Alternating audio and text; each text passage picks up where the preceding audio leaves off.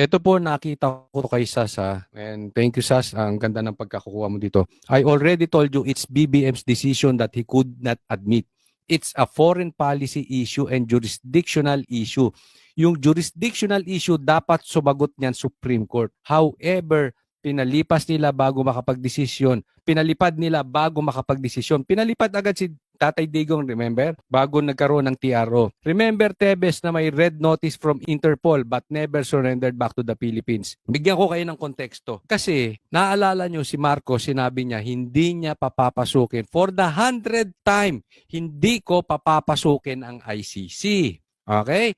Ang sinasabi ni Marcos, hindi nila pinapasok ang ICC, sila po ay gumalaw dahil sa red notice ng Interpol. Okay? Anong difference ng Interpol at ICC? Ipapaliwanag ko sa inyo kasi napaka-importante nito. Pero ito sinasabi, Interpol cannot compel the law enforcement authorities in any country to arrest someone who is the subject of a red notice. Ang Interpol hindi po pwede magbigay ng warrant of arrest. Sila lang ay pwede magbigay ng red notice. May red notice, arestuhin si PRRD in compliance with ICC. Kaya nga yan po ay pinaiikot tayo ni Marcos. Anong sinasabi niya? Hindi ICC. Interpol po. Umaksyon po kami sa Interpol at hindi namin pinapasok ang ICC. Doon pa lang nagpapalusot na siya. Okay? Pero walang kapangyarihan ng Interpol para sabihin, arestuhin nyo yan si Tatay Digong. Ang magdi-decide nun, ay yung bansa. Sino magdi-decide nun? Ang korte. Each member country decides what legal value it gives to a red notice and the authority of their law enforcement officers to make arrest.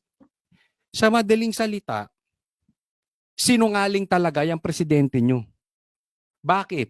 Ang ibig niyang sabihin, wala ako, sumunod lang kami kasi kailangan naming sumunod. Ganyan kawalang yagbols yan.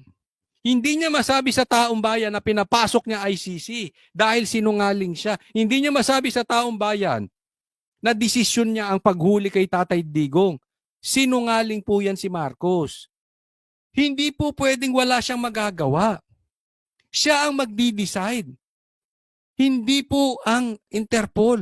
Ang Interpol, ang kaya lang niyang gawin ay magbigay ng red notice. Each member country decides what legal value it gives to a red notice and the authority of their law enforcement officers to make arrest. So sa madaling salita, desisyon ni Marcos.